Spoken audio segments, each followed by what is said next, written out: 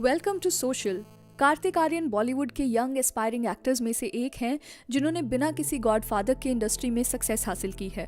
इस वीडियो में हम आपको कार्तिक आर्यन की लाइफ से जुड़ी कुछ ऐसी बातें बताएंगे जो शायद आप नहीं जानते हो। तो आपसे रिक्वेस्ट है कि इस वीडियो को आप एंड तक जरूर देखें। प्रॉब्लम ये है कि वो लड़की है और क्या प्रॉब्लम है? प्रॉब्लम ये है कि मैं चाहता हूँ मेरी लाइफ में कोई प्रॉब्लम ना हो, लेकिन अगर मेरी लाइफ में कोई प्रॉब्लम ना हो तो ये उसकी लाइफ की सबसे बड़ी प्रॉब्लम है। बेसिकली अरे मैं नया वाला बोल रहा था। Early life. ग्वालियर में born and bought up Kartik को बचपन से ही शाहरुख और अक्षय कुमार की फिल्म्स एक्टिंग करने के लिए इंस्पायर किया करती थी। पर सिंस कार्तिक एक डॉक्टर्स की फैमिली से बिलोंग करते हैं जहां उनके फादर एक पीडियाट्रिशियन और उनकी मदर एक गायनोकोलॉजिस्ट हैं, तो इसी वजह से वो फैमिली को कभी अपने एक्टिंग के पैशन के बारे में नहीं बता पाए, क्योंकि उनकी फैमिली भी यही चाहती थी कि कार्तिक बड़े होकर एक डॉक्टर ही बने। कार्तिक ने एक इंटरव्यू में बताया कि ग्वालियर में रहते हुए मुझे कोई आइडिया नहीं था कि एक एक्टर कैसे बना जा सकता है, और जब भी मैं किसी को बताता था कि मैं एक एक्टर बनना चाहता हूँ तो सब मेरा मजाक उड़ाते थे। इसीलिए मैंने कभी अपनी फैमिली को अपने एक्टिंग एम्बिशन के बारे में नहीं बताया। कार्तिक ने जब अपनी स्कूलिंग खत्म की तो उन्होंने डिसाइड किया कि एक्टर बनने के लिए उन्हें किसी भी तरह मुंबई शिफ्ट होना पड़ेगा। इसीलिए कार्तिक ने ग्रेजुएशन के बहाने मुंबई के DY पाटिल कॉलेज में as a BTech student admission लिया और यहीं से ही कार्तिक की एक्टर बनने की जर्नी शुरू हुई। मम्मी पापा को बोल के कि इंजीनियरिंग करने के बहाने से बॉम्बे आया, बट मैं कॉलेज बिल्कुल नहीं जाता था। सबसे पहली चीज़ जो मेरे टीचर ने मुझसे पूछी थी, उन्होंने पूछा था मेरा नाम बता दो तो वो तुम्हारा एग्जाम है, क्लियर हो जाओगे। तो मैं इतना फेमस हो गया था ना आने के लिए कॉलेज में, because I was always into कि मेरे को एक्टर बनना है। Struggle story. मुंबई आने के बाद कार्तिक को रियलिटी चेक मिला जहां उन्होंने देखा कि उनकी तरह कई शहरों से यहाँ लोग आके स्ट्रगल करते हैं। कार्तिक को बिल्कुल भी आइडिया नहीं था कि उन्हें एक्टर बनने के लिए किसे अप्रोच करना चाहिए, तो उन्होंने पहले मॉडलिंग में ट्राई किया, पर फाइनेंसिस की कमी के कारण वो कुछ महीने ही मॉडलिंग के फील्ड को एक्सपीरियंस कर पाए।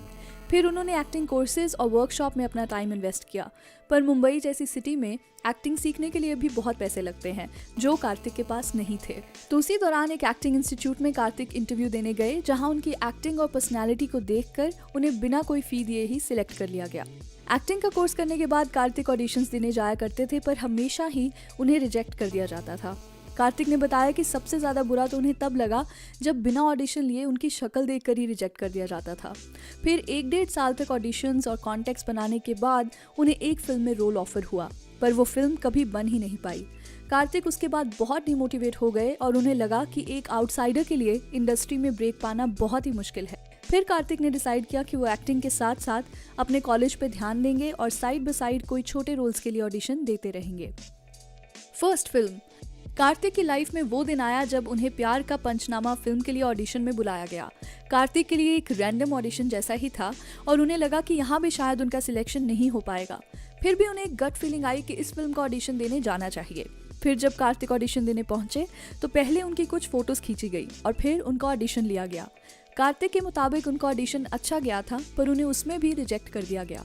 ऐसे ही कुछ दिन के बाद कार्तिक की फोटोज पे कास्टिंग डायरेक्टर की नज़र पड़ी और उन्हें लगा कि कार्तिक का ऑडिशन दोबारा लेना चाहिए। कार्तिक के कई ऑडिशंस लिए गए, पर फिर जब उन्होंने फिल्म का फेमस मोनोलॉग का सीन इनेक्ट किया तो उन्हें फाइनली फिल्म के लिए सिलेक्ट कर लिया गया। कार्तिक उस दिन को अपनी लाइफ का सबसे स्पेशल दिन मानते हैं। ऑडिशन में सिलेक्शन की खबर कार्तिक ने अपने पेरेंट्स को बताई और कार्तिक जोर जोर से फोन पर ही रोने लगे। उन्होंने अपनी मदर को कन्फेस किया कि वो हमेशा से ही एक्टर बनना चाहते थे और पिछले 2 साल से वो उसी के लिए स्ट्रगल कर रहे थे। प्यार का पंचनामा रिलीज हुई और ऑडियंस को बहुत पसंद आई, जिसके बाद ही कार्तिक का स्ट्रगलिंग फेज बॉलीवुड में खत्म हो गया। सक्सेस। प्यार का पंचनामा की सक्सेस के बाद कार्तिक को आकाशवाणी में भी कास्ट कर लिया गया, पर वो फिल्म बॉक्स ऑफिस पे ज़्यादा चल नहीं पाई। फिर उसके बाद उन्हें सुभाष घई की डायरेक्टेड कांची, प्यार का पंचनामा 2 और गेस्ट इन लंदन में देखा गया, पर उन्हें एक्चुअल सक्सेस 2018 की फिल्म सोनू की टीटू की स्वीटी के बाद मिली, जिसके बाद कार्तिक को एक सोलो लीड के तौर पर देखा जाने लगा। इस फिल्म की सक्सेस के बाद ही उनकी ब्रांड वैल्यू भी बढ़ गई, जिसके बाद उन्होंने मुंबई में घर खरीदा और अपने पेरेंट्स को भी यहाँ बुला लिया। कार्तिक का कहना है कि अपने स्ट्रगलिंग डेज में मैं 12 लोगों के साथ एक रूम में रहता था, रोज 4-4 घंटे ऑडिशंस के लिए अप डाउन करता था। आज जब मैंने अपने पैसों से अपना घर खरीद लिया जहां मैं अपने पेरेंट्स को अपने साथ रख सकता हूं, ये मेरी लाइफ की सबसे बड़ी अचीवमेंट है। कंट्रोवर्सी। कार्तिक का करियर अभी किसी भी बड़ी कंट्रोवर्सी से दूर रहा है, पर रिसेंटली स्टारडम अचीव करने के बाद उनके और करण जौहर के रिगार्डिंग न्यूज़ आना शुरू हुई, जहां बताया गया कि कार्तिक को करण जौहर ने 3 फिल्म्स की डील ऑफर की थी। जिसमें से पहली फिल्म गुड न्यूज़ के लिए उन्हें ऑलमोस्ट फाइनलाइज कर लिया गया था। पर ऑफिशियली साइन होने से पहले ही ये न्यूज़ लीक कर दी गई कि कार्तिक को करीना के साथ पेयर किया जाएगा। र्यूमर्स का मानना है कि करण को ये बात बिल्कुल पसंद नहीं आई और उन्होंने कार्तिक को फिर फिल्म में ही नहीं लिया, क्योंकि कार्तिक को सपोर्टिंग रोल ऑफर किया गया था जो अब दिलजीत दोसांझ प्ले करते नजर आएंगे।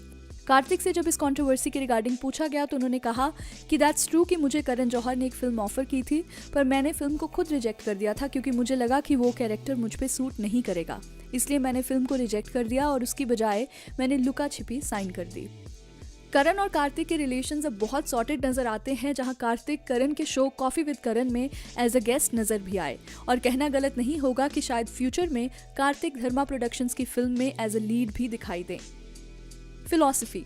सेलेब स्टेटस अचीव करने के बाद भी कार्तिक बहुत हम्बल और ग्राउंडेड रहने में बिलीव करते हैं। उनकी लाइफ की फिलॉसफी भी यही है कि अपने स्ट्रगलिंग डेज को वो कभी नहीं भूलते। ऑडिशंस के लिए जाता था, पूरी तैयारी के साथ जाता था और आपको हर बार कई बार अनफिट बोल देते थे, कई बार आपको बाहर मतलब काफ़ी ऑडिशंस ऐसे दिए, कई बार छुटपुट इधर उधर के एड्स भी किए जो आज तक रिलीज़ ही नहीं हुए, मतलब छोटी छोटी कंपनीज़ के किए। तो वो सारी चीज़ें जब आप करते हैं और पैसे नहीं होते, ये सारी चीज़ें जब होती हैं तो आपको थोड़ा सा तो लगता है कि यार इससे अच्छा मैं घर चला जाऊँ शायद से, तो एक्टिंग छोड़ दूँ। But I think I am blessed कि मेरे को वो वाला दिन भी देखे हैं मैंने, एंड अभी मैं इधर पे हूँ, तो इसीलिए मेरे पास एक जर्नी है मेरी खुद की, जो मेरी जर्नी है, and I am really happy कि एक जर्नी होनी चाहिए, लोगों को धक्के लगने चाहिए, उनको रियलिटी चेक मिलना चाहिए, एंड उसी से आप ग्रो करते हैं, उसी से आप जहाँ हैं वहाँ पे पहुँच पाते हैं। अदरवाइज़ मेरे को अगर मेरी प्लेट पे सजा के सब दे दिया जाता तो मैं उस चीज़ की वैल्यू नहीं रखता।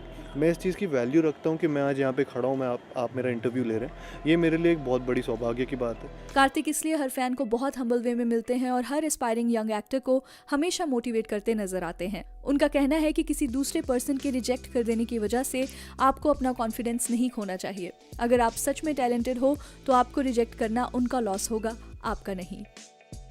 तो चलिए that's a wrap on this video. आप हमें इंस्टाग्राम, ट्विटर और फेसबुक पे भी फॉलो कर सकते हैं @socialofficial, जहां आपको हर तरह की फिल्म एंड एंटरटेनमेंट से जुड़ी अपडेट्स मिला करेंगी।